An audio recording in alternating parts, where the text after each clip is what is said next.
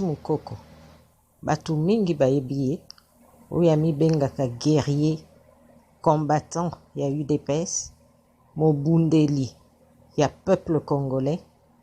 lelo akwei na mbeba ba voice na ye etamboli na ba réseaux sociaux ba voice oyo aza kosolola na telefone na Daniel Massaro neveu ya Vital Kamerhe oyo aza recherché pe ya Kimaki po aza impliqué na détournement ya ba fonds ya ba millions de dollars oyo ezalaki destiné ya kosala misala ya mboka. Daniel Massaro aza recherché pe ya Kimaki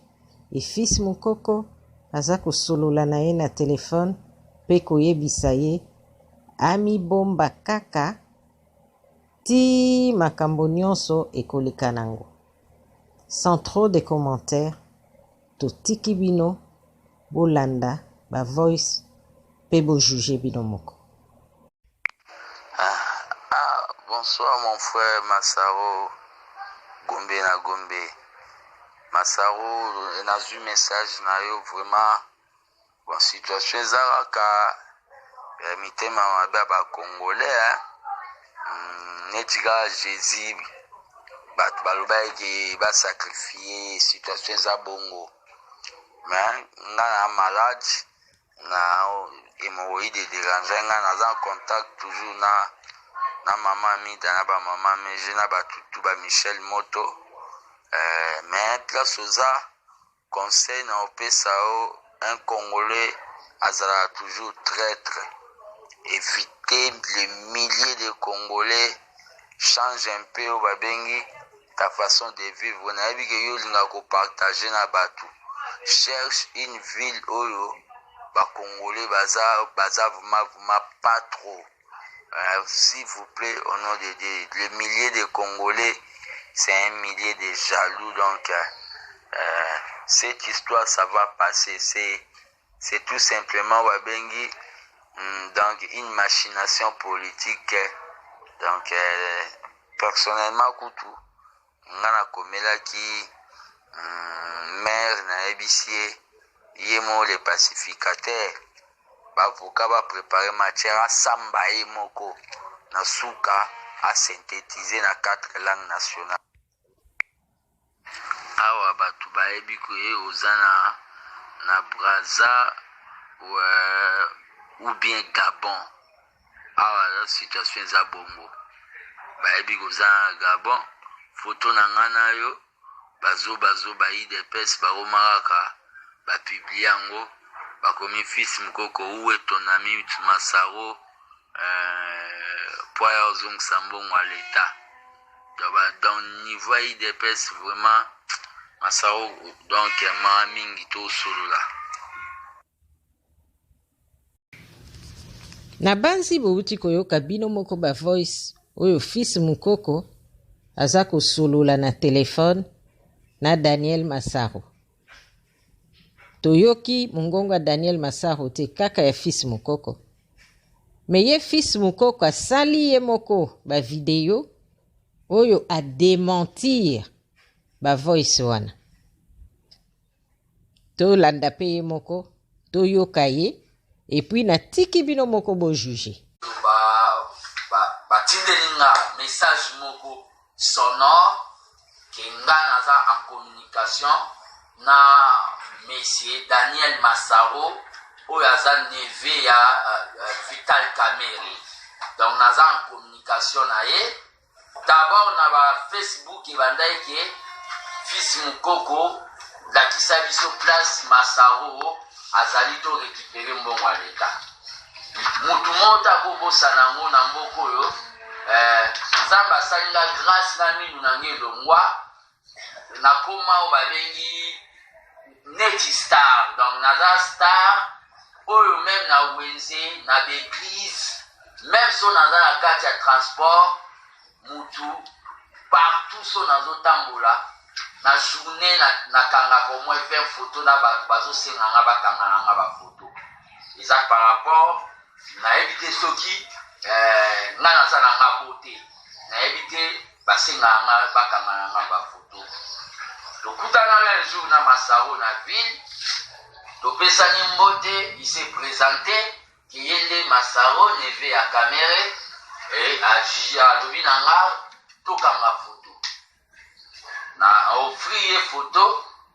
tokangi foto natiaki toujours signe na biso ya UDPS ya victoire eya gardaki foto yango akapiblie yango makambo oyo ya interpellation ya bokangami ya mwana mboka Vital Kamerhe esali ke foto oyo apibliaki bato bazwi yango bakomi kopiblie kolobaki nga naza camarade ya Masaro donc nga bacamarade nange eza bacombattant baparlementaire debout donc epesi ke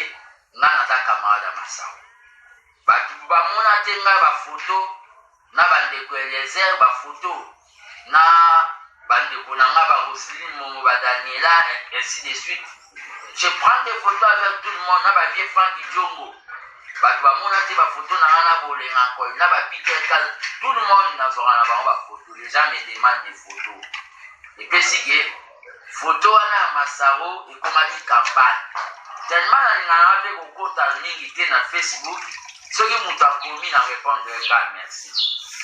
bato bakomi kokomaki ndenge eza wana fils ngo oyebisa biso place Masaro azali navandi na mituni nga nakoma agent ya DG ya migration nga na bimisaka bato napesaka bango balese passe na mituni so nga nakoma nga bato naza na nga oyo babengi gardien du temple nasalaka na nga te bino toboye wana eza point diabolize bazodiabolize nga objectif eza nini esupe ye mpo bazomona na mosika ke Faci akobeta 2 mandats après 2 mandats ya Faci na congrès ya UDPS mwana mobali ana bapauvreté na ye ata ndenge atanga te moto aorganie na congrès aza te il faut tosala nini tobimise deja libanda ya UDPS todiabolise na minute oyo eza na sonore moko son moko ezotambola na bagroupe ya Facebook son wana balobi ke nga nazosola na Masaro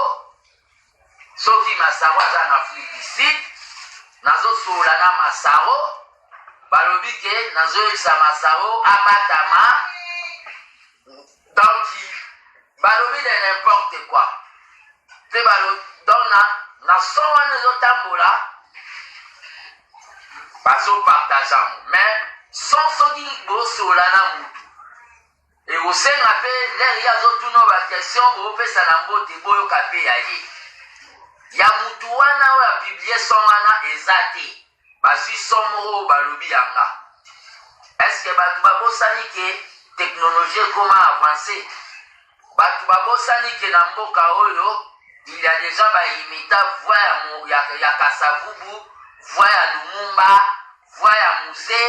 voix ya Tshisekedi le père voix ya Kabila Kabange bato baimita na bavoix ya bamatata mponyo voix kutu ya oyo babengi Faci Beton bato baimita yango quelqu'un a imité ma voix na idée bapublier basalir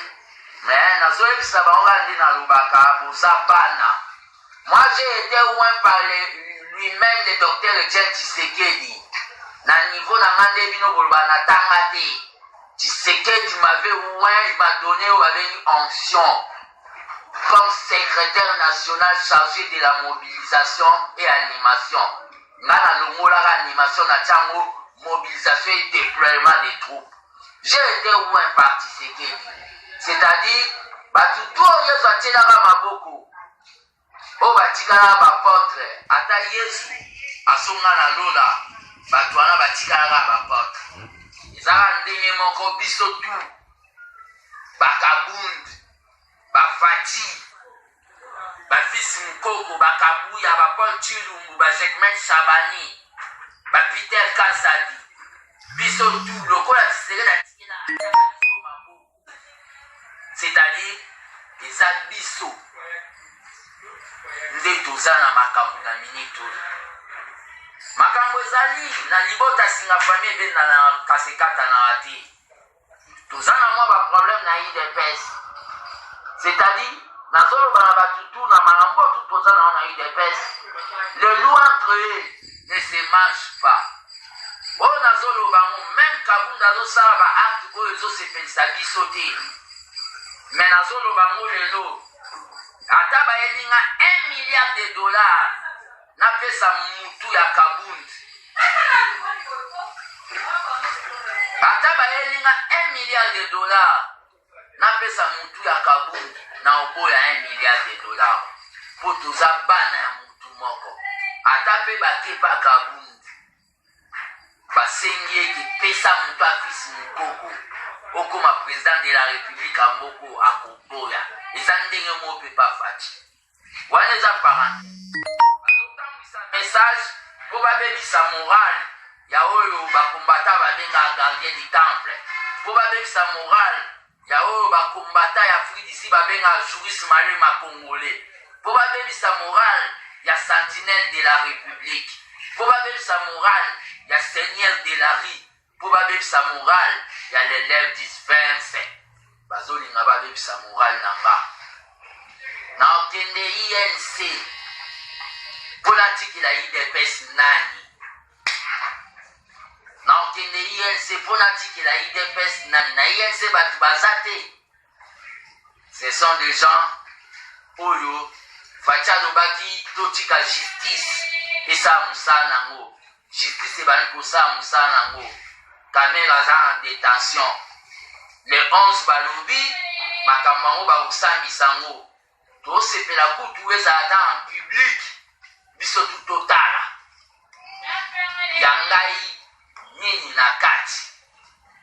nazoyeba te donc na UDPS nga naza babengi naza cadre na kati ya parti membre ya présidence du parti même honoraire, mais je suis membre de la présidence du parti. C'est-à-dire, Nazaneti, tous les Sankaratés, tous les Sankarabato, Bazolo, Baba Makambu, Ermo, Batu, Bateni, Babina, IDPS, niveau à la Nazaneti, Batu. Je suis membre de la présidence du parti. J'ai siégé avec Faci Kabunda pour voir l'avenir de ces papiers et l'amener au pouvoir. L'accusation bazosala kenga naza corrompu na oseka. Na prometa abino mais na komo koma na suka. Un jour na komema bino bomona vie ya famille nanga. Quelque chose bamona kaka moi image l'air général Kasongo akanga inga na marche anti-corruption ayako zongisa na ndako. Omonaki image ya famille nanga c'est une famille misérable. Combat nanga na salango parce que ma famille est pauvre. Batu baeba ke na minute oyo mukona olakisa batu vi nanga batu ebele baolela bato misu bakoza na émotion o bakozwa panique bakoloba ke Faci aza motema mabe mais Faci aza motema mabe te tosalaka komba mpona le peuple d'abord na minute oyo nga nasalaka te na bantina nati boye ezaka ya diaspora natondi bino botondi kaka po bookanisa ngai me ndenge lobi alake fils moko osomba mai lelo ezalaka te bato to ya diaspora bayebaki tokóma na pouvoir me nga nasalaka te navivaka vie moko très difficile à part très très difficile bato mpe topesaki bakota na pouvoir mingi babosana mpe biso bakendaki kokosa babosana biso ke tobundanga bango biso tosalaka te mingi bakenda kosala mpo olie bazala bakombatan ya UDPS bakomaye bakombatan fanatike ya bato nga lokola naboya kozala fanatike ya mutu mpe nalobaki na otikala po tosiveye parti nasalaka te nazomene vie moko très difficile mais naogarde morale nanga eza toujours très haute mais bato bazoloba lelo naoloba likambo moko mama leki na nga babota mama na nga kufa na mama na leki nemo ya mwasi auta kokufa dernièrement avec bébé ebimaka mambo bakorona bapekisa babibebe ebimaka nakenda tosololi na bakusini batutu nde nini mpo na cercueil batutu bosi bozwa bokonzi nakenda kolela mama leki na nga na te mpo na nini namona ete naza na eloko te même ya kosomba ata fleur ya kotiela egere de fleur na se présenta te na matanga ya vivi mpo batutu balingaki batia elongi wana nde fils mokoko ya bafélix baza na bokonzi nakenda te tobombi makambo mosusu toza oyo babengi océan de secret bolinga te océan edeporte ekoya kosala inondation toza oyo babengi océan de secret bino bato bozomona ke il faut kobetanga babale nazokontinue koyebisa bino boza bana si Dieu a élu quelqu'un ata bosali nyonso etika kosimba te nga na famille na biso Justine Kasavubu baza na bakomba bapapa na bango nga papa na nga atika griffe te nga nde munakoma fils mokoko lelo mpe bandeko mosusu ya famille bakombo na bango oyo alaiso banani bango mpe bakoma bamokoko na bima na idps na oyo balobi na se ya nzete na bamarshe na bapine na bagaz lacrymogène na babale réel na pela na idps oyo balobi mbabola sa mombonda nazala na parrain te na idps. Pour votre information,